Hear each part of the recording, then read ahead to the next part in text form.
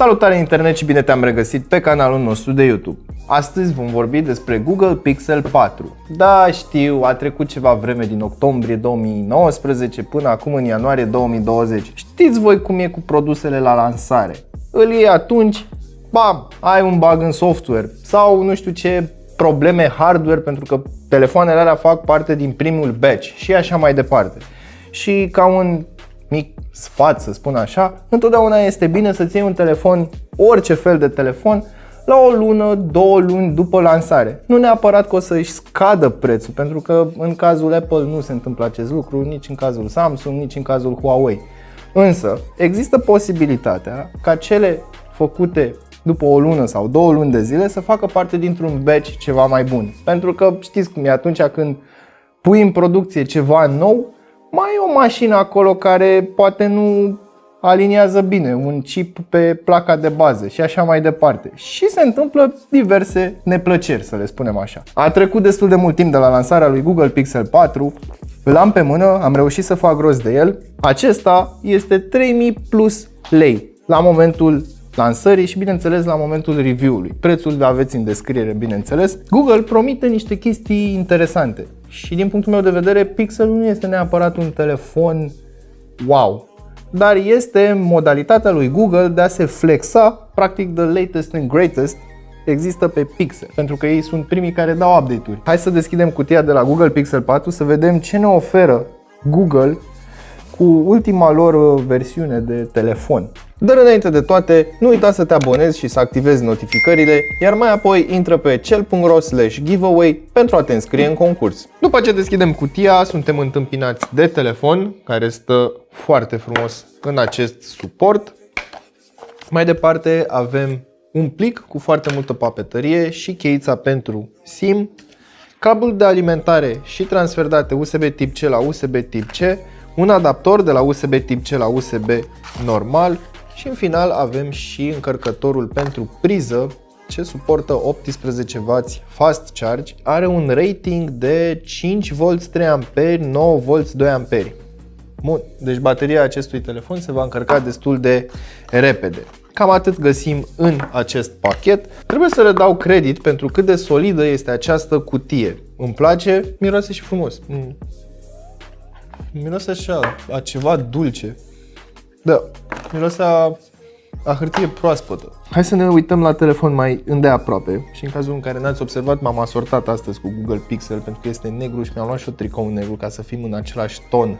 Nu văd de ce au pus modulul de 2 camere într-un pătrat, cum am văzut la iPhone și la câteva modele de Huawei și, după cum am spus și în episoadele trecute, probabil acesta va fi trendul pe 2020.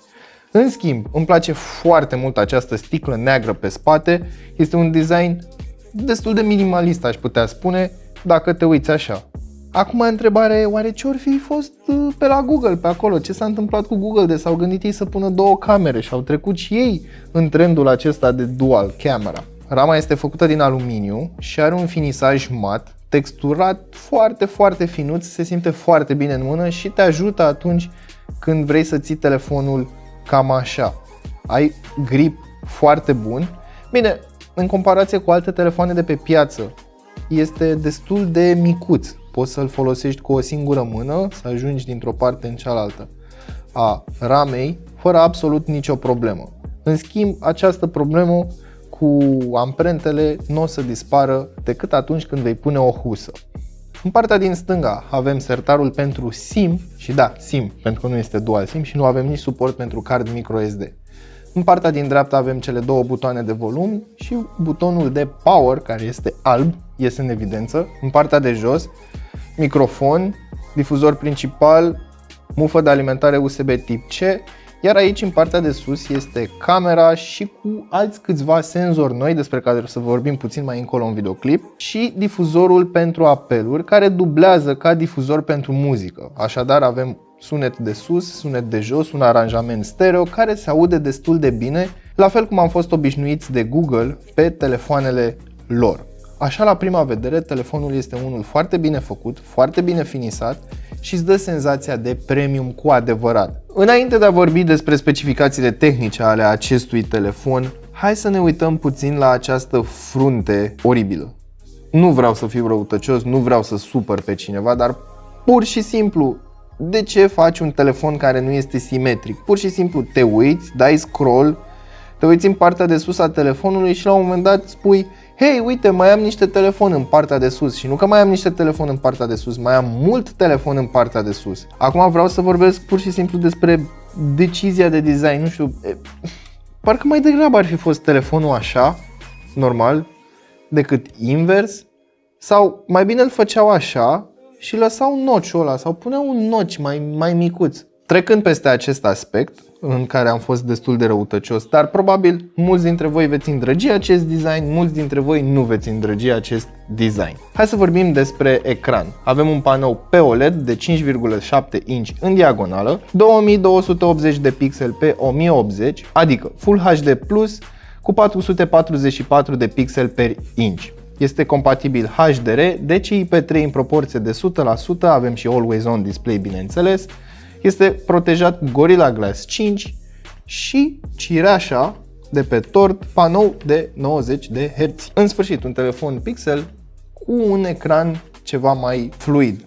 Dar asta nu e tot. Ei bine, înainte, acest telefon avea o mică situație. În momentul în care dădeai luminozitatea mai mică, nu mai aveai 90 de Hz și nu puteai să selectezi acest lucru.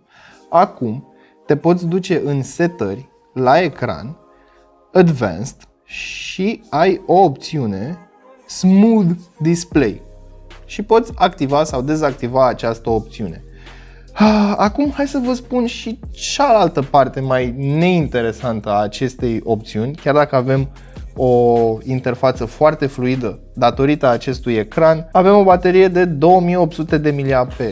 Da, 2800 de mAh la sfârșit de 2019, în condițiile în care majoritatea producătorilor de pe piață pun baterii de cel puțin 3000 de mAh. Mergem mai departe către sistemul de operare și software. Evident, acest telefon vine din fabrică cu Android 10 și cu noile îmbunătățiri și noile brizuri de la Google. Avem și această opțiune prin care poți stoarce telefonul și, bineînțeles, Google Assistant îți va veni în ajutor. 855 cu 6 GB RAM, 64 de GB spațiu de stocare intern. Există și varianta cu 128 în cazul în care ai nevoie de mai mult spațiu. Hai să ne uităm în testele sintetice. 426.158 de puncte scorul general și în cazul în care sunteți curioși, aveți aici afișate și celelalte scoruri la celelalte categorii. Ok. Geekbench. 653 de puncte în single și 2504 puncte în multi. Practic este o mini bestie de telefon în ceea ce privește performanța, dar nu scorurile sintetice vorbesc de la sine, ci pur și simplu performanța telefonului atunci când îl utilizezi. Am spus că telefonul acesta ascunde ceva special aici în partea de sus. Este vorba de mai mulți senzori și bineînțeles camera de selfie, dar de la stânga la dreapta avem așa o cameră TOF 3D, camera selfie, senzorul pentru lumină ambientală și proximitate, difuzorul evident și, în ultimul rând, este un radar pentru funcția de Motion Sense Gesture. Adică oprește ecranul și când apropii mâna, îți aprinde ecranul. Ai văzut? Hai că îți mai arăt o dată. Hai să opresc ecranul. Acum este cu Always On Display și simte mâna și s-a aprins ecranul, ca să poți să vezi mai bine ceea ce este afișat pe ecran. De asemenea, acea cameră TOF 3D te ajută la deblocarea facială, care funcționează cam așa. Hai să fie ecranul aprins, mă uit la el, bam, gata. Din nou, îl aprind, mă uit la el, bam, gata. Hai să butonăm puțin și softul sau, mă rog. În partea din stânga avem, evident, Google Feed. În setări nu avem nimic schimbat de câteva versiuni încoace, avem acest meniu alb cu iconițe colorate și cam atât. Dacă stai să te gândești, telefonul acesta nu face absolut nimic special. Sunt funcțiile de bază ale Android-ului și bineînțeles ceilalți producători profită de flexibilitatea acestui sistem și păstrează funcționalitatea de bază, peste care adaugă skin-uri gen One UI, MIUI, Emotion UI și așa mai departe, care fac lucruri diferite în feluri diferite. Și atunci asta este frumusețea Androidului. De ce să vă mint? Unii preferă Androidul stock pentru această interfață curată, fără posibilitatea de a personaliza foarte multe lucruri. Înainte să mergem mai departe și să vă arăt un easter egg cu acest Pixel, vreau să vă arăt încă o funcționalitate pe care o are acel radar. Am dat play la muzică și bineînțeles a trebuit să opresc sonorul din motive evidente și motivele pe care le menționez mereu în fiecare clip. Dacă puteți observa, aici în partea de sus are un glow. Glow-ul acela îți indică cumva faptul că este activat acel radar. Și uite ce poți să faci cu radarul acela. Poți să schimbi așa melodia. Poți să dai în stânga, poți să dai în dreapta, poți să dai forward și backward. Cam atât.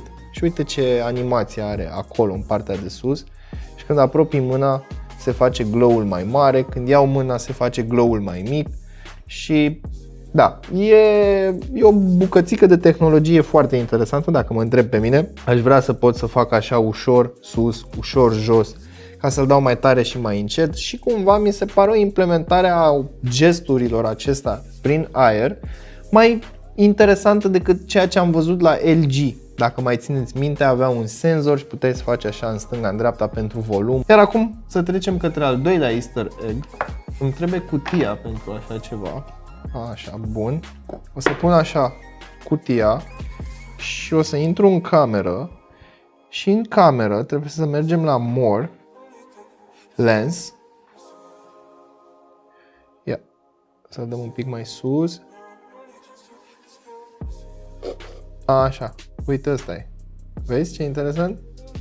E un showcase cu pixel, cu realitate augmentată în momentul în care el detectează cutia de pe spate. Tap to join the global community. Ia, hai să vedem dacă merge. Google Pixel 4. Welcome Team Pixel. Dau tap și Welcome to Team Pixel. Lăsând gluma la o parte, până acum mi se pare un telefon foarte interesant, exact cum mi s-a părut și Pixelul trecut. Nu avem căști, nu avem nici dongle. Hai să vedem cum se aude acest telefon, măcar atât.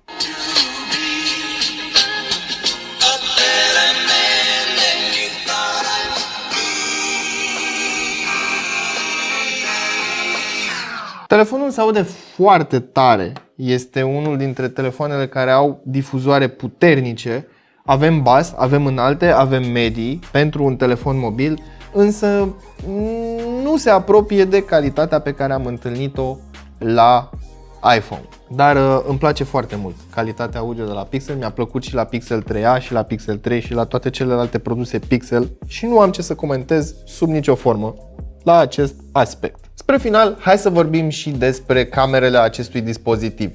Google de obicei nu pune foarte mult accent pe hardware. Așadar, camera principală este de 12 megapixeli f1.7, ce are suport pentru stabilizare optică, iar camera secundară este de 16 megapixeli f2.4 și are zoom optic 2x. Deci este o lentilă telefoto, de asemenea și aceasta are stabilizare optică. Google întotdeauna s-a bazat pe softul lor. Dacă stai să te uiți și la telefoanele anterioare și ai compara detaliile tehnice de pe camerele de la Google Pixel cu restul competiției, vei observa că nu sunt extraordinare sau cel puțin nu au nimic special. Sincer, în 2020, acum când eu îi fac review, deși telefonul a ieșit în 2019, dacă stai să te gândești, 12 megapixeli f1.7. Samsung avea cameră cu f1.7 și pe seria lor ieftină de telefoane A și așa mai departe. Iar acum telefoanele au 20 de megapixeli, 30, 40, 48, 108 megapixeli și așa mai departe. Mă face să cred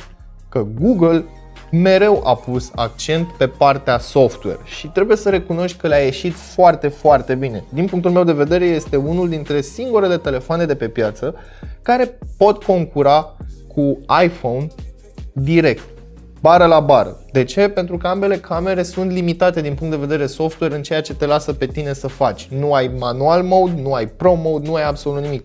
Poți să te joci cu ISO, poți să te joci cu contrastul și cam atât. Cu toate acestea, sunt niște telefoane foarte capabile și, sincer să fiu, Mereu am fost impresionat de pixel. Majoritatea fotografiilor pe care le-am făcut cu acest telefon sunt cât se poate de clare, cât se poate de contrastante și cât se poate de detaliate. Așadar, Google Pixel 4 m-a surprins și de data aceasta în ceea ce privește calitatea foto. Nu am ce să comentez, avem și un mod nou, HDR Live, unde practic poți să vezi poza cu HDR în timp real, fără să mai fii nevoit să faci fotografia și după aia să vezi cum iese. Mi se pare o chestie destul de interesantă, însă nu este un lucru extraordinar sau un lucru nemai văzut. Totuși, să nu fiu și eu cârcotaș, nu vorbim despre calitate foto profesională pe un telefon mobil. Dar cu toate acestea, Google Pixel 4 face parte din categoria de telefoane pe care le-aș recomanda absolut tuturor care au nevoie de un camera phone, să spunem așa. În ceea ce privește performanța acestui telefon, din nou, nu m-a lăsat dezamăgit și se pune și se pupă foarte, foarte bine cu Samsung S10, Apple și așa mai departe. Plus, sistemul de operare este foarte chel, să spunem așa, practic este un showcase al lui Google în ceea ce privește un sistem de operare. În schimb, designul, faptul că am această frunte mai mare decât bărbia și nu este simetric și da, înțeleg, au trebuit să pun aceste componente hardware și senzori și radar și așa mai departe, dar totuși puteau să facă telefonul simetric. Nu-mi place și din punctul meu de vedere parcă mai degrabă arată telefonul decent cu susul în jos, în loc să-l ții așa. E ca și cum ar fi un Nokia 7.1 cu fundul în sus. Dar cam asta ar fi de spus despre Google Pixel 4. Până data viitoare nu uita să verifici descrierea pentru linkuri utile și prețuri actualizate și totodată nu uita să-ți dai cu părerea despre Pixel 4 în secțiunea de comentarii de mai jos.